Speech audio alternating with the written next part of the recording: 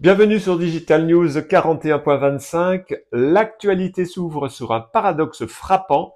Tim Berners, le père du World Wide Web, critique sévèrement sa propre création. Selon lui, le web est devenu trop centralisé et dangereux, dominé par des géants qui exploitent nos données. Face à cela, il milite pour un retour aux sources, une décentralisation via son projet Solid, visant à nous redonner le contrôle total sur nos informations. En gros, le créateur du jeu n'aime plus la façon dont on joue et il propose une nouvelle règle. Le désir de contrôle et de sécurité est d'autant plus pertinent que la cybercriminalité ne cesse de faire des siennes. En effet, des menaces de ransomware est si efficace que 8 entreprises sur 10 finissent par payer les pirates après une cyberattaque.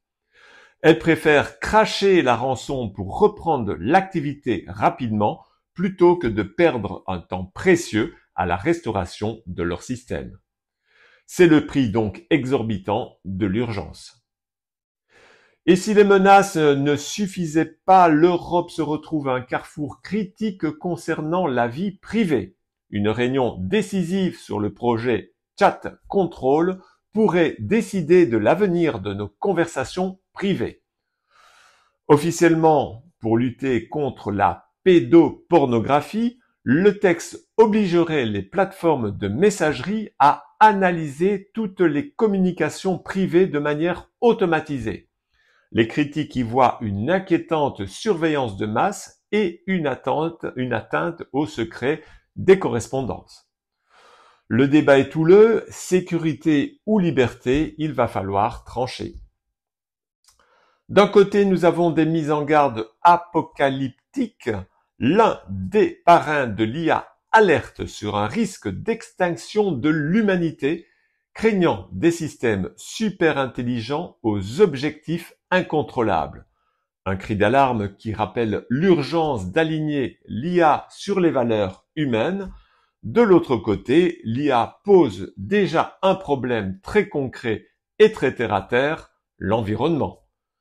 L'essor de l'IA est un gouffre énergétique, le besoin colossal en énergie pour l'entraînement des modèles comme Gemini de Google, mais pas que, ChatGPT, etc., et le fonctionnement donc des data centers risque de doubler les émissions de CO2 de la France d'ici 2030.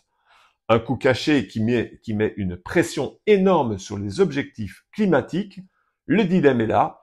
La course à l'innovation la plus rapide est-elle compatible avec la durabilité?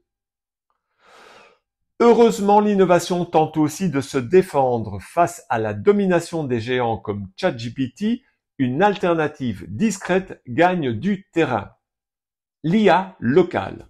5 raisons de la préférer. Confidentialité, vos données restent chez vous. Absence de frais d'abonnement. Contrôle total et rapidité. Une petite révolution pour ceux qui veulent que l'IA, mais sans les intrusions. Wikipédia ne veut pas être marginalisé par les chatbots. Sa stratégie est simple, devenir la source d'autorité vérifiée et non commerciale indispensable à la fiabilité de tous les modèles d'IA. En misant sur la qualité du travail collaboratif humain, elle se positionne comme le garant de l'information face à la puissance brute de l'IA. De son côté, Elon Musk et xAI travaillent sur Grokipédia, une alternative donc à Wikipédia, alimentée par l'intelligence artificielle dans l'espoir de créer une base de connaissances plus objective. OpenAI est devenue la start-up la plus valorisée du monde, atteignant 500 milliards de dollars. C'est aussi la fortune d'Elon Musk, il me semble. Un chiffre vertigineux qui témoigne de l'appétit insatiable des investisseurs. Pourtant, paradoxalement, son PDG Sam Altman sonne l'alarme sur un possible crack de l'IA. L'engouement actuel pourrait mener à une surchauffe et à des pertes colossales pour les investisseurs, un écho à la bulle Internet.